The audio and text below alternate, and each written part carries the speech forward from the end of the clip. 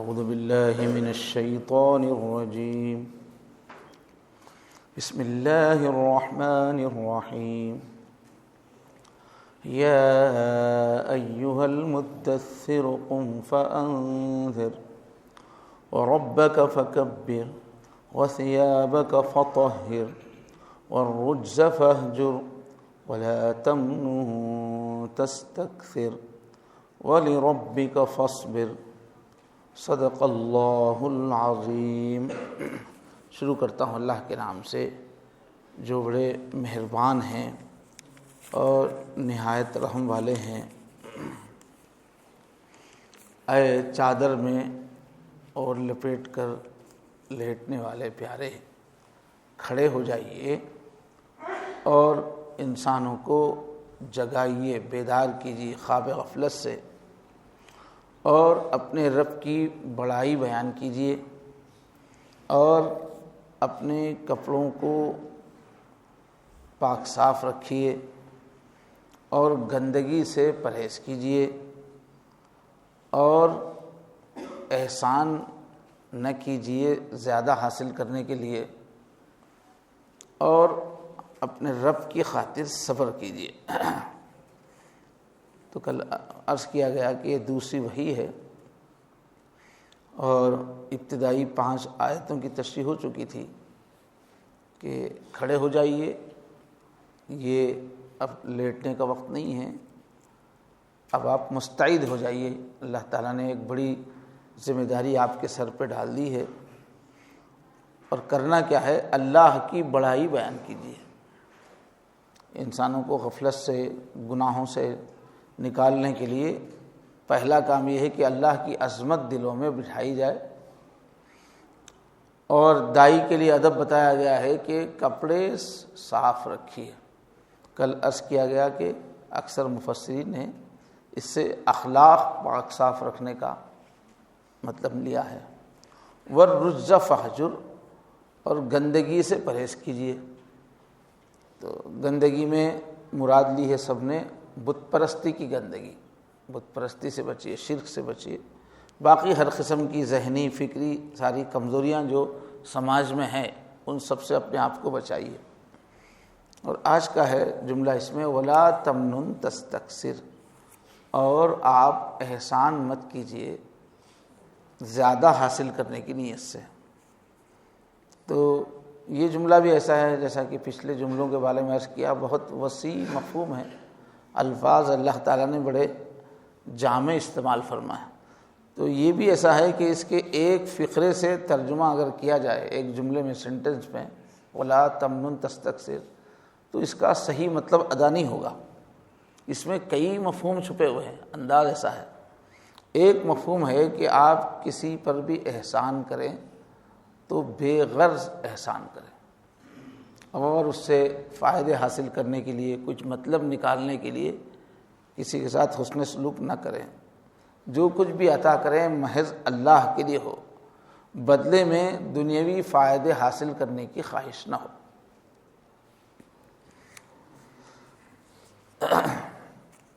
تو یہ بتایا جا رہا ہے کہ کیسے جذبات کے ساتھ کام کرنا ہے، بے لوث ہو کے کام کرنا ہے. دنیاوی فوائد بالکل ذہن میں نہیں ہونے چاہیے. تو یہ اللہ کے نبی تو شروع سے بے لوث تھے. اللہ تعالیٰ کے اوپر بھی جو کہا گیا کپڑے پاک صفرے کا پاک رکھنے کے لیے، اونچے اخلاق اختیار کرنے کے لیے، یہ سب چیزیں پہلے سے حضور کی زندگی میں تھیں. یہ دعوت کے کام کی شروعات میں بس یاد دہانی کروائی جا رہی ہے. دوسرے علماء نے لکھا کہ اصل میں حضور کو مخاطب کر کے امت کو یہ سکھایا جا رہا ہے کہ ایسے اخلاق جو ہے امت کو اپنے اندر پیدا کرنے ہیں. تو پہلی چیز جو نبی کی ہوتی ہے کہ بے غرض اس کا کام ہونا چاہیے. دوسرا مفہوم یہ ہے کہ یہ نبوت کا جو تم کام کر رہے ہو، لوگوں کو گمراہی سے جو بچا رہے ہو، ہدایت کی طرف لا رہے ہو، اس پر لوگوں کے سامنے احسان مت جتاؤ. یہ جو محنت ہے، مشقت ہے، اور پھر اپنے ذات کے لیے اس سے کوئی فائدہ حاصل نہ کرو.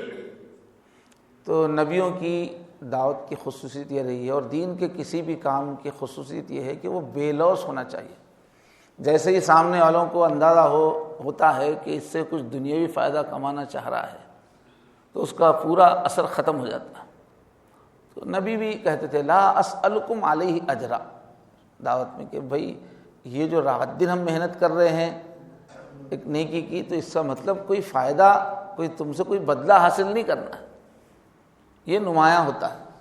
دین کے سب کاموں میں یہی چیز ہے۔ قرآن مجید کے پڑھنے پڑھانے میں بھی اس کی اجرت لینے کو بنیادی طور پر حرام کہا گیا ہے احادیث میں، لیکن یہ کہ اب جو رات دن اسی کام میں لگ گئے اور یکسو نہیں ہوں گے تو پھر دین کے کام کو نقصان ہوگا، تو اس کی وجہ سے اس کی علماء نے اجازت دی ہے۔ اب یہ مسجد کی امامت بھی ہے، کوئی بھی دینی کام ہے، اس کی تنخواہ کی اس لیے اجازت دی گئی ہے کہ اگر تنخواہ نہیں لیں گے تو دین ہی کا نقصان ہو جائے گا، مسجدیں ہی ویران ہو جائیں گی۔ ورنہ بنیادی طور پہ یہ سب کام کیسے ہیں؟ بے لوث ہونے کے، صرف اللہ کے لیے ہونے کے، حبس وقت کی وجہ سے لیا جاتا ہے۔ بہرحال ایک بنیادی یہ ہے کہ دین کا جو کام آپ کر رہے ہیں اس سے کچھ حاصل مت کیجیے۔ چنانچہ نبی کریم صلی اللہ علیہ وسلم نے جو زندگی گزاری ہے اپنا سب کچھ لٹایا۔ جب آپ نے شروع کیا تھا دین کا کام بڑے دولت مند تھے۔ جب حضور نے اپنے خاندان والوں کو پہلی مرتبہ جمع کیا اور کہا کہ اللہ نے مجھے یہ ذمہ داری دی ہے، آپ لوگ جو ہے ذرا میرے مالی معاملات آپ دیکھ لیجئے، میں یکسو ہو جاؤں گا۔ 3 سال کے بعد کی بات ہے نبی بننے کے۔ تو حضرت عباس جو اس زمانے میں پورے مکے والوں کو، قریشیوں کو قرض دیتے تھے، سود کا نظام تھا، بینکر تھے گویا، بڑا ان کا نظام تھا حضرت عباس کا۔ انہوں نے حضور سے کہا انک لبحر یا محمد، انک لبحر، اے محمد آپ تو سمندر ہیں، یعنی آپ کا بزنس، آپ کے معاملات انٹرنیشنل بزنس تھا، تو لوگوں کا سب کا سرمایہ لے کے کرتے تھے، تو آپ کا کام ہم کہاں سنبھال سکتے ہیں؟ تو اتنی اچھی مالی حیثیت تھی، لیکن سب کچھ اللہ کے دین کے لیے لٹایا، اور خود جو ہے زندگی بھر فقر و فاقے کی زندگی، اختیار سے جو ہے بہت کم خرچ، اکثر فاقے وغیرہ۔ تو حضور کا یہ جو ایک دم فاقے والا پہلو ہے، وہ اس کی ایک حکمت یہی لکھی گئی ہے تاکہ لوگ یہ خیال نہ کریں کہ یہ دین کی محنت کر کے دنیا کمانا چاہ رہے ہیں۔ تو جو اتنے فاقے زندگی میں تھے تو وہ کیا کما رہا ہے، کیا حاصل کر رہا ہے؟ تو بہرحال اللہ تعالیٰ نے پہلے ہی فرمایا کہ نبوت کا جو کام ہے اس کا لوگوں پہ احسان بھی مت جتاؤ، اور پھر اس کا کوئی فائدہ حاصل مت کرو۔ اور تیسرا مفہوم یہ بھی ہے کہ یہ جو دل و جان لڑا کر دین پھیلانے کا کام کریں گے آپ، اللہ پر اس کا احسان مت جتائیے کہ ہم کچھ کر رہے ہیں۔ اللہ کے سامنے تو ایسے رہے کہ اللہ ہماری نعمت، ہمارے لیے بہت بڑے اعزاز کی بات ہے کہ ہم دین کی کام کریں۔ اس کو اللہ کے سامنے اپنے آپ کو عاجز بنا کے پیش کیجئے، یہ مت سمجھے کہ ہم اللہ پر کوئی احسان کر رہے ہیں۔ تینوں مفہوم نکلتے ہیں، تینوں تفسیروں میں بیان کیے گئے۔ وَلِرَبِّكَ فَاصْبِرْ، اور اپنے رب کے لیے صبر کیجیے۔ تو اس پہلے ہی دن جو ہے کام جس دن بتایا گیا، پہلے ہی دن بتا رہے ہیں کہ یہ جو کام آپ شروع کر رہے ہیں یہ سخت مشکلات اس میں پیش آئیں گی۔ یہ کام کوئی پھولوں کی سیج کا نہیں ہے، بلکہ جب بھی یہ کام ہوا ہے دنیا دشمن ہو گئی، قوم دشمن ہو گئی ہے، آپ کی پوری قوم دشمن ہو جائے گی، سارا عرب آپ کے خلاف صف آرا ہو جائے گا، مگر آپ کو اپنے رب کی خاطر سب کچھ برداشت کرنا ہے، ثابت قدمی سے چلنا ہے، اس میں استقامت کے ساتھ، مستقل مزاجی کے ساتھ چلنا ہے آپ کو۔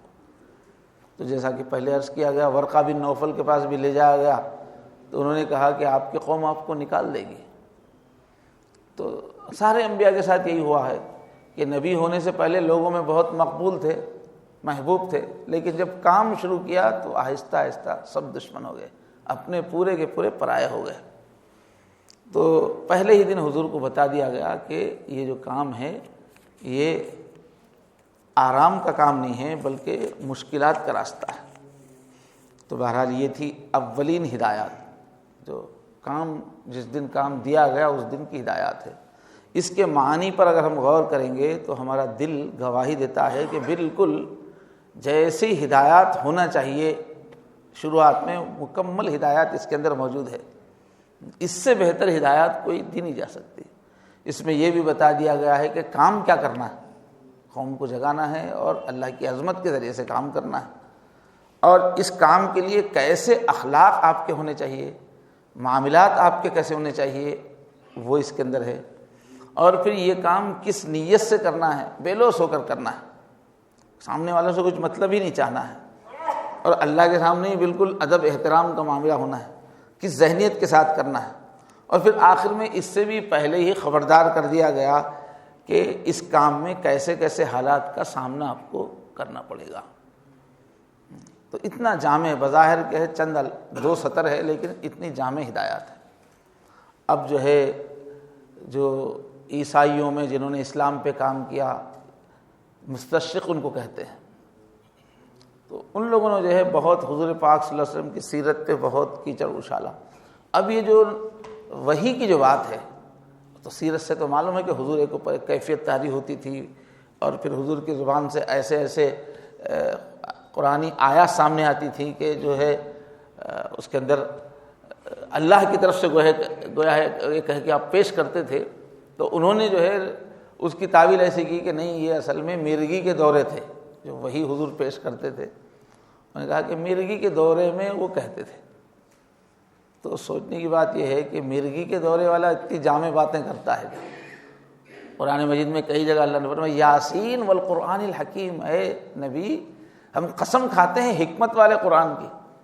اب دیکھو چند چھوٹے چھوٹے جملوں میں کتنی گہری باتیں ہیں، منظم باتیں ہیں، برموقع باتیں ہیں، کتنی گہری تعلیم ہے۔ اب ایک آدمی مرغی کے دورے میں کچھ بک رہا ہے تو اس میں کیا اتنی انشنٹ باتیں ہوتی ہیں، بے ترتیب باتیں ہوتی ہیں؟ ایسا تھوڑی ہو سکتا ہے کہ اتنی مرتب منظم موقع کی بات ہو۔ تو تعصب کی بات ہے کہ اس طرح سے انہوں نے کیا۔ باقی قرآن مجید کی آیتیں بتا رہی ہے کہ اللہ کا کلام ہے۔ ایک ایسی ہستی جس نے کبھی یہ الف با پڑھا ہی نہیں، جانتے ہی نہیں تھے، جب صلح حدیبیہ کے موقع پر کفار نے کہا کہ ہم معاہدہ، حضرت علی نے لکھا تھا کہنے پہ، تو یہ معاہدہ قریش کے بیچ میں اور محمد رسول اللہ کے بیچ میں معاہدہ ہے، یہ اوپر اسٹارٹ کیا۔ تو مکے والوں نے کہا کہ اگر آپ کو ہم رسول اللہ مانتے تھے تو لڑائی کہاں ہوتی تھی؟ تو یہ محمد رسول اللہ ہٹا کر عبداللہ کے بیٹے محمد اور ہمارے بیچ میں معاہدہ ہے، یہ لکھیے آپ۔ تو حضرت علی لکھ رہے تھے، حضرت علی نے کہا کہ میں تو رسول اللہ میں نہیں مٹا سکتا، میں تو آپ کو رسول اللہ مانتا ہوں۔ تو حضور نے کہا کہ اچھا کہاں ہے بتاؤ، وہ محمد رسول اللہ کہاں لکھا ہوا ہے بتاؤ، میں خود میٹتا ہوں۔ تو اپنا نام محمد نہیں معلوم تھا کہاں لکھا ہوا ہے، حضرت علی بتایا کہ یہاں ہے، تو پھر وہ دیکھ کے بیٹھا۔ جو الفاظ نہیں جانتے تھے، اتنا جامع کلام پیش کر رہے ہیں، تو نبی کے علاوہ اور کیا ہو سکتا ہے؟ اللہ تبارک و تعالی ہم سب کو قرآن مجید کی عظمت سمجھنا، اس پر عمل کرنا آسان فرمائے۔ وآخر دعوانا الحمدللہ۔